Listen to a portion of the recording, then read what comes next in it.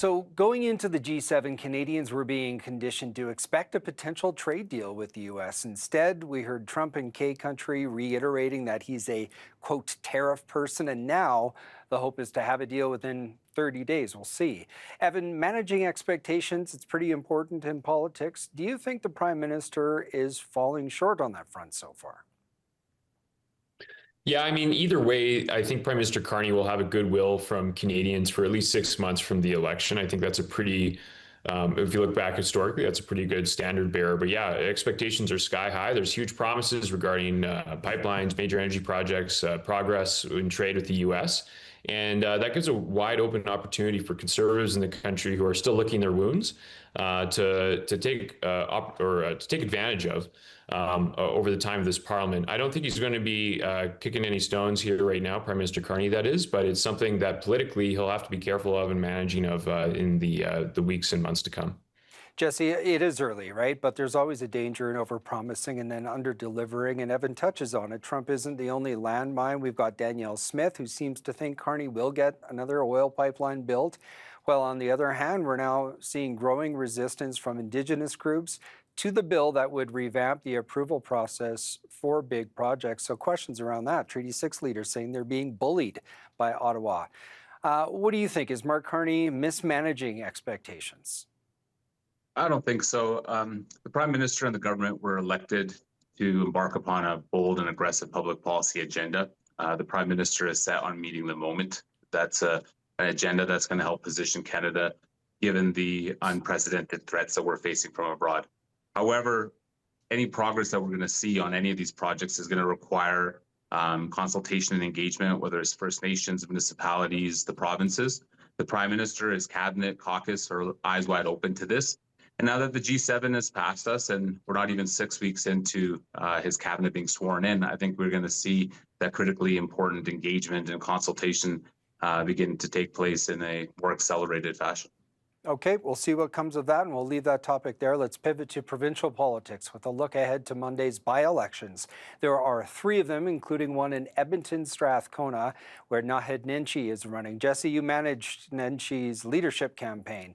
This is probably the safest seat for the NDP in Alberta, but Nenshi hasn't been lighting the world on fire in terms of recent opinion polling. What does he need to get in terms of share of the vote to send a message that his leadership is healthy? I think what he needs to is get the most amount of votes in all his ridings in Edmonton. Come on. Naheed took about 80% in the last election. Give me a figure.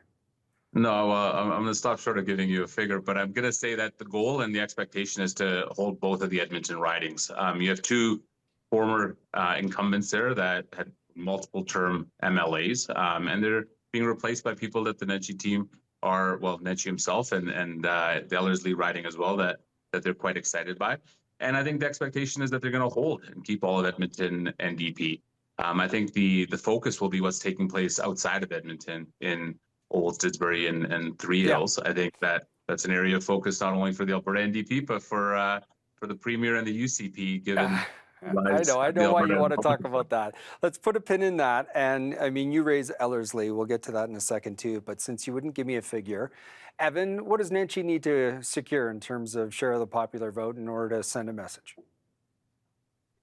Well, I certainly think the baseline would be somewhere close to what Rachel Notley got. Listen, she had the advantage of it being a provincial election. By-elections are always funny, so I'll give him a little grace in that area. But he's taking his licks in public opinion polling. There's some internal shots being fired, and the reality is there was no Calgary MLA looking to stand aside for him, so he had to wait until the safest seat in the entire province for the NDP, Edmonton Strathcona, was open wide. So I certainly think anything not within like 5 points of what they got last election would send a little bit of a message. And on Edmonton Ellerslie, I think that's one that I'd want to watch closely too. Well, let's stay with Ellerslie, and I'll stay with you, Evan. The NDP won that riding handily in 2023.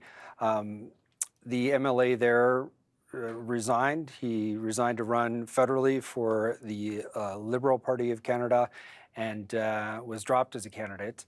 He's not running this time around. According to recent polling, the UCP, though it doesn't have any seats in the capital, is gaining ground in Edmonton. So even if Nenshi wins in Strathcona, If the NDP loses that seat, what does that say about the state of the party? Yeah, I would certainly say that the work that Mr. Nenshi has done over the past year since becoming leader is not making progress. In fact, the party is falling backwards. And I think it would be a credit to the UCP and Premier Danielle Smith that she's been making those advancements. She's been showing the longer that she's premier, the more incumbency that's on her, the more that Albertans are beginning to understand her style of leadership and how she works. So it's a by-election. Do by-elections mean anything in 2027? No, but it certainly gives, I think, Mr. Nenshi a few extra headaches more than what he would be looking for after the by-election votes are counted. All right, let's wrap on that other notable riding that Jessie mentioned, former Speaker Nathan Cooper's riding in Olds-Didsbury-Three Hills. Notable because Separatist and Republican Party leader Cam Davies, a former UCPer, is running there. Jessie, if he wins, alarm bells obviously are going to be ringing throughout the province, but even if he doesn't, his percentage of the vote might raise some eyebrows. So what are you watching for on that front? Will you give me a number on that front? No, I'm not going to give you a number, but what I will say is that if his support is significant, a lot of these rumors that we're hearing about a snap potential provincial election might become a reality, because the premier and her leadership team might get a little spooked. But I think you hit the nail on the head that that's the riding that Albertans are going to be focusing in on, and UCPers in particular. What would be significant support? Ballpark. I'm going to leave that to Evan and their internal numbers. I don't want to go on a record to forecast So what cautious the votes that might be today. taking place. Okay, Well, obviously. I think that if it's anywhere close to, if it's in double digits, then it's a serious issue for the UCP. Evan, when does it become a serious issue for the UCP? Yeah, I think the UCP ultimately just need to hold the seat. This is a seat that they've won handily, well over 10,000 votes for the past election cycles. This is a by-election cycle. It can be a little funny on turnout, but I'm not expecting any big surprises on election night. I am expecting Cam Davies and the Republican Party of Alberta to make a bit of a dent in this riding. Historically, it's been a riding that has shown a proclivity to want to send a message to Ottawa, and this is an open opportunity for them to do so. But I wouldn't read too much into what the broader provincial outlook would be just from this one riding. Yeah, you're hinting at the fact that a Western separatist was elected there many decades ago. So one to watch among the three. Thanks for your thoughts on this, you two.